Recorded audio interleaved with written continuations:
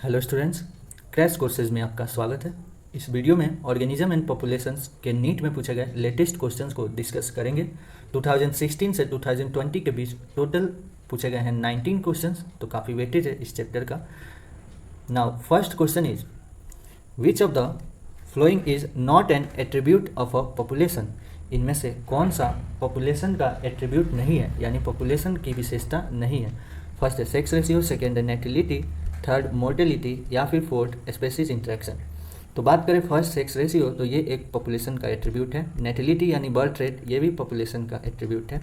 Mortality यानी death rate, ये भी पॉपुलेशन का एट्रीब्यूट है। जबकि स्पेसीज इंटरेक्शन ये दो स्पेसीज के बीच का इंटरेक्शंस को बताता है, इसलिए ये पॉपुलेशन का एट्रीब्यूट नहीं है। कम्युनिटी का हो सकता है, पॉपुलेशन का नहीं। नेक्स्ट क्वेश्चन पे चलेंगे, तो करेक्ट आंसर इसका क्या आ गया? D is correct. Species interaction is not N attribute of population.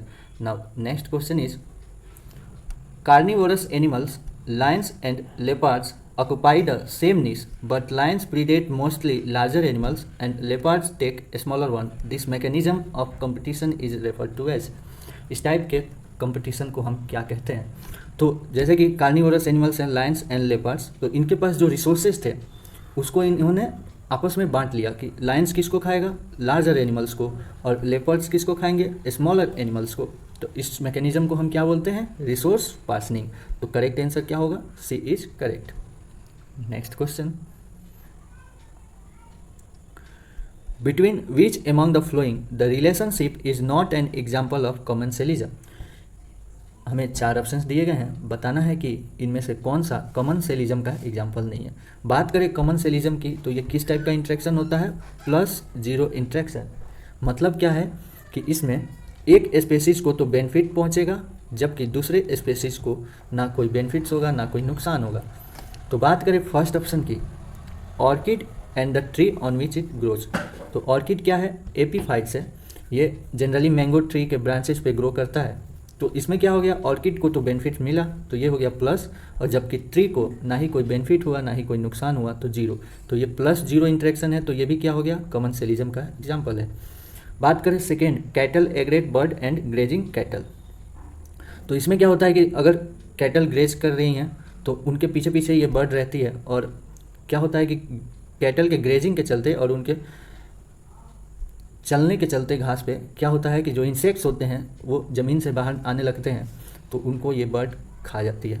तो फ़ायदा किसका हुआ? कैटल एग्रेट को तो बेनिफिट पहुंचा कैटल एग्रेट प्लस, और ग्रेजिंग कैटल को ना फ़ायदा ना नुकसान, तो ये प्लस जीरो। ये भी एक कॉमनसेलिज्म का एग्जाम्पल है। थर्ड है सी एनिमोन एंड क्लॉन फिश। ये भी क्या है? कॉमनसेलिज्म का ही एग्जाम्पल है। क्लॉन फिश को प्रॉफिट पहुंचता है, क्या प्रोटेक्शन मिलता है इसको, जबकि सी एनिमोन को जीरो। तो ये भी एक कॉमनसेलिज्म का एग्जाम्पल है। एंड लास्ट है female wasp and fig species. तो ये किसका एग्जाम्पल है? म्यूचुअलिज्म का, दोनों प्लस प्लस। ओके, कैसे? तो फीमेल वास्प को क्या मिल जाता है? एग लेइंग साइट, और साथ ही साथ इसके लार्वा को सीड मिल जाता है खाने के लिए। वहीं फिग स्पेसीज को क्या मिल जाता है? पोलिनेशन इसका हो जाता है।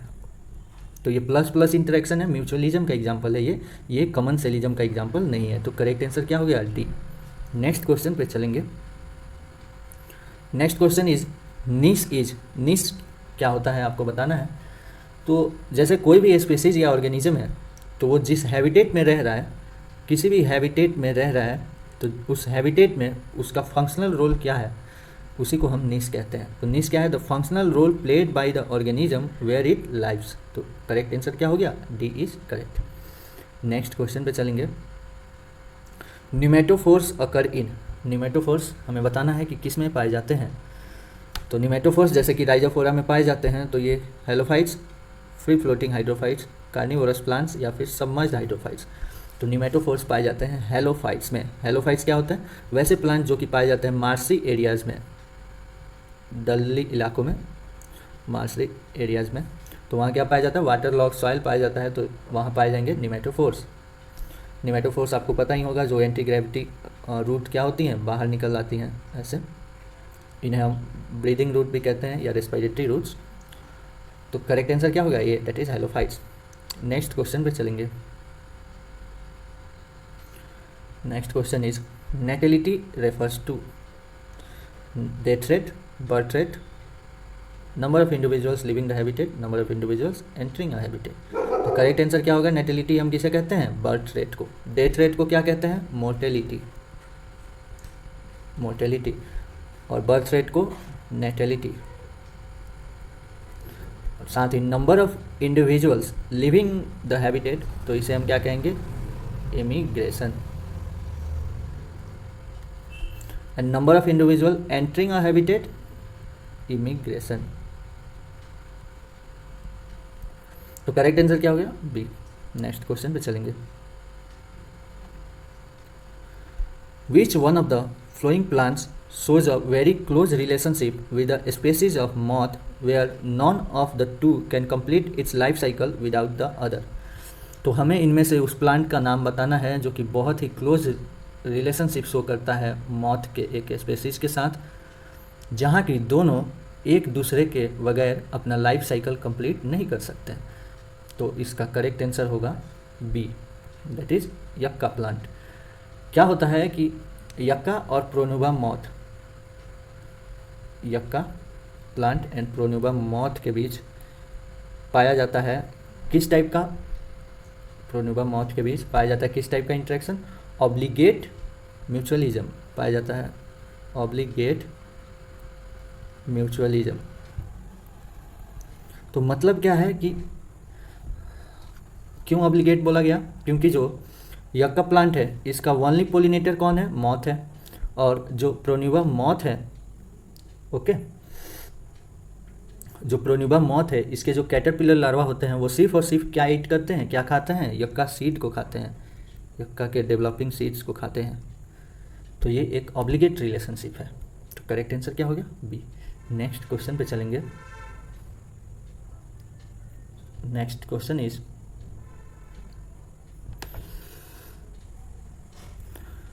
now the next question is in a growing population of a country। तो ग्रोइंग पॉपुलेशन के लिए इनमें से कौन सा करेक्ट है?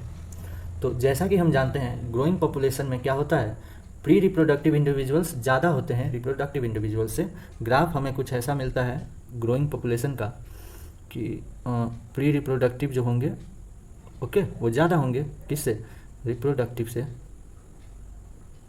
और फिर उससे भी कम होंगे पोस्ट रिप्रोडक्टिव वाले इंडिविजुअल्स। तो ये पिरामिड शेप का जो हमें पिरामिड शेप का ये जो हमें प्राप्त होता है ये शो करता है कि पॉपुलेशन क्या है? ग्रोइंग है। इसमें क्या होता है?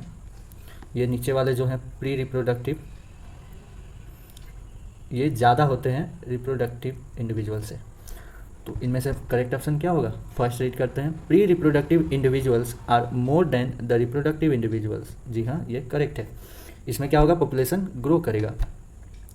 जबकि सेकेंड देख लें, reproductive individuals are less than post. Post से रिप्रोडक्टिव इंडिविजुअल्स कम है तो इसमें पॉपुलेशन डिक्लाइन करेगा। Reproductive and pre reproductive individuals are equal in number. अगर इक्वल हो गए तो वो स्टेबल पॉपुलेशन हो गया, ग्रोइंग पॉपुलेशन नहीं होगा, स्टेबल हो जाएगा। और लास्ट है कि pre reproductive individuals are less than the reproductive individuals, तो फिर क्या होगा? पॉपुलेशन डिक्लाइन करेगा। ओके, तो किस में ग्रो कर रहा है? Only first option A is correct. Next question पे चलेंगे।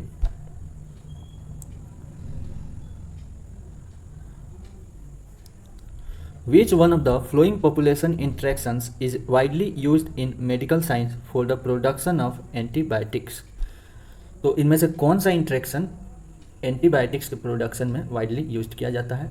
कॉमनसेलिज्म, म्यूचुअलिज्म, पैरासिटिज्म या फिर एमेंसेलिज्म। तो बात करें एंटीबायोटिक्स की, एक एग्जांपल लेके समझते हैं। जैसे कि पेनिसिलिन एक एंटीबायोटिक है, इसे प्रोड्यूस करता है कौन? Penicillium notatum. Okay, Penicillium notatum ने पेनिसिलिन प्रोड्यूस किया, पेनिसिलिन प्रोड्यूस किया। अब ये पेनिसिलिन क्या करता है? आइदर किल करता है या फिर रिटार्ड करता है ग्रोथ को। किसके रिटार्ड के ग्रोथ को? किल और retard the growth of many bacteria, growth of bacteria. तो इसमें क्या हुआ कि जो फंगस है पेनिसिलियम नोटेटम, इसका तो ना कोई फ़ायदा हुआ ना कोई नुकसान हुआ, तो जीरो। जबकि जो बैक्टीरिया था उसका तो नुकसान हुआ, तो ये माइनस। तो ये जो -0 इंट्रैक्शन है इसे हम क्या कहते हैं? Amensalism. -0 interaction, this is known as amensalism. तो करेक्ट आंसर क्या हो गया? डी, एमेंसेलिज्म। नेक्स्ट क्वेश्चन पे चलेंगे। Next question is plants which produce characteristic pneumatophores and so vivipary belongs to। वैसे प्लांट्स जिनमें कि न्यूमेटोफोर्स पाए जाते हैं और वो शो करते हैं विविपेरी, वो बिलोंग करते हैं किस टाइप के प्लांट्स से? First halophytes, second psammophytes, third hydrophytes and fourth mesophytes. तो इसका करेक्ट आंसर होगा हेलोफाइट्स। हेलोफाइट्स का मतलब क्या है कि जो मार्सी एरियाज में पाए जाते हैं, दलदली इलाके में। Okay,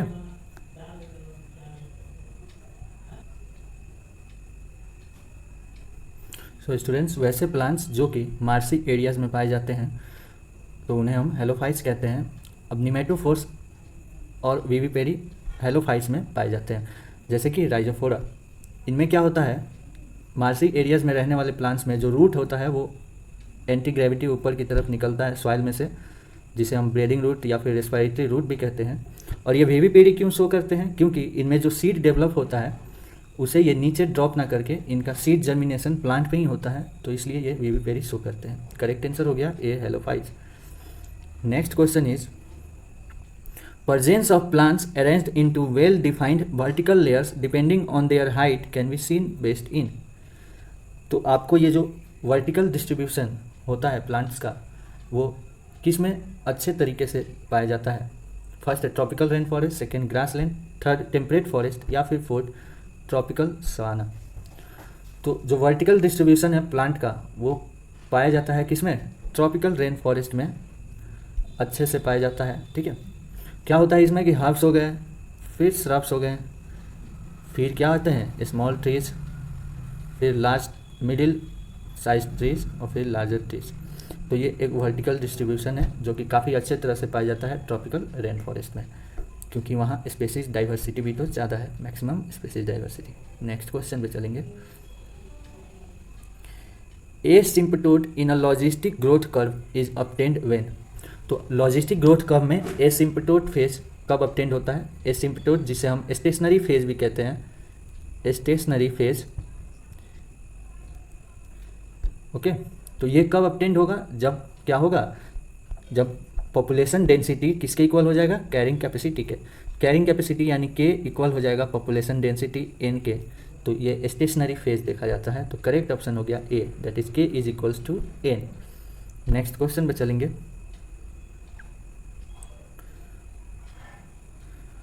mycorrhiza are the example of. Mycorrhiza किसके एग्जाम्पल है? एमेंसेलिज्म, एंटीबायोसिस, म्यूचुअलिज्म या फिर फंगीस्टेसिस।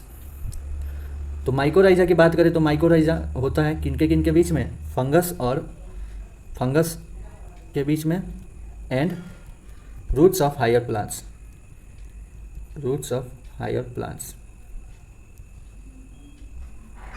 Roots of higher plants. अब फंगस क्या करता है? Fungus helps in absorption of essential nutrients. Fungus क्या करता है? Helps in absorption of essential nutrients, जबकि root of higher plants provide करता है फूड। तो ये प्लस प्लस इंट्रैक्शन है, प्लस प्लस इंट्रैक्शन है।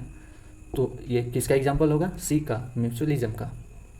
ओके, दोनों को बेनिफिट्स पहुंच रहा है इसमें। नेक्स्ट क्वेश्चन पे चलेंगे। Next question is it is much easier for a small animal to run uphill than for a large animals because. तो अपहिल जब ऊपर की तरफ दौड़ना हो तो क्या होगा? स्मॉल एनिमल्स के लिए वो ईजियर होता है और लार्ज एनिमल्स के लिए वो उतना ही कठिन होता है। तो कौन सा ऑप्शन इनमें से करेक्ट है?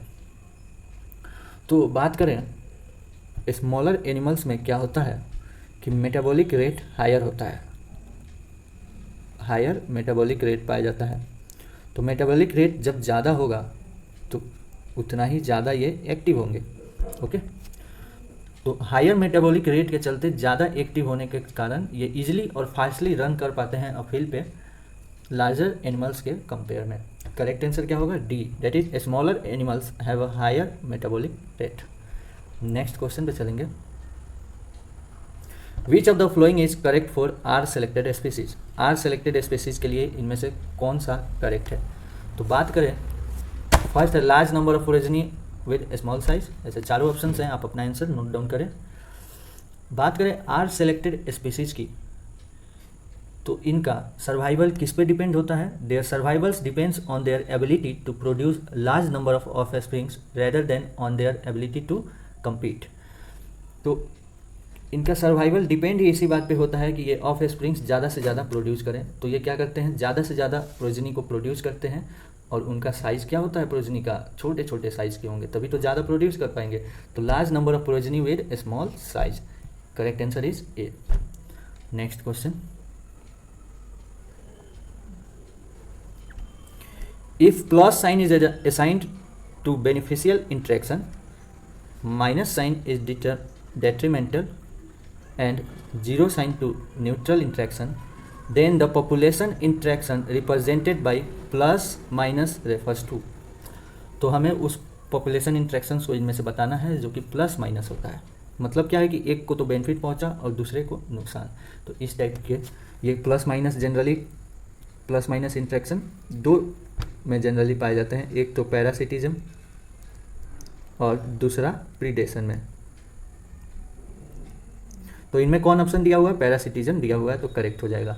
पैरासिटिज्म में क्या होता है कि होस्ट को तो माइनस, होस्ट का नुकसान होता है, और पैरासाइट्स को फ़ायदा पहुंचता है, बेनिफिट्स पहुंचता है, तो parasites plus. Correct answer is D. Next question, the principle of competitive exclusion was stated by. Competitive exclusion का प्रिंसिपल किसके द्वारा दिया गया था? C Darwin, G F. Gause, MacArthur, या फिर वॉलहॉल्स एंड पर्ल। तो करेक्ट आंसर होगा B, that is G F. Gause. G F. Gause ने कॉम्पिटिटिव एक्सक्लूजन का प्रिंसिपल दिया था। Next question, when does the growth rate of a population following the logistic model equals 0? The logistic model is given as dn upon dt is equals to rn into 1 minus n upon k। तो हमें बताना है कि population का growth rate logistic model के लिए zero कब हो जाता है। तो जीरो कब होता है इसको हम देखेंगे। तो जीरो तब हो जाता है जब कैरिंग कैपेसिटी यानी k इक्वल हो जाता है n के। तो n यानी पॉपुलेशन डेंसिटी किसके इक्वल हो जाए? कैरिंग कैपेसिटी के इक्वल्स। तो पॉपुलेशन ग्रोथ रेट क्या हो जाएगा? जीरो हो जाएगा। तो इनमें से when n upon k equals zero नहीं, अगर n और k इक्वल हैं तो n अपॉन k क्या हो जाएगा? 1 के बराबर होना चाहिए। तो इनमें से कौन सा ऑप्शन है देखते हैं। When n upon k equals zero नहीं, when death rate is greater than birth rate नहीं, when n upon k is exactly 1। जी हाँ, ये करेक्ट है। जब n अपन के 1 के इक्वल हो जाएगा ये 1, तो 1 minus 1 zero, zero multiplied by R N equals to zero. Correct answer is C. Next question, Gause's principle of competitive exclusion state that. Gause's का जो प्रिंसिपल था कॉम्पिटिटिव एक्सक्लूजन, उसके अनुसार हमें बताना है इनमें से कौन सा करेक्ट है। फर्स्ट है, no two species can occupy the same niche indefinitely for the same limiting resources. जी हाँ, ये करेक्ट है।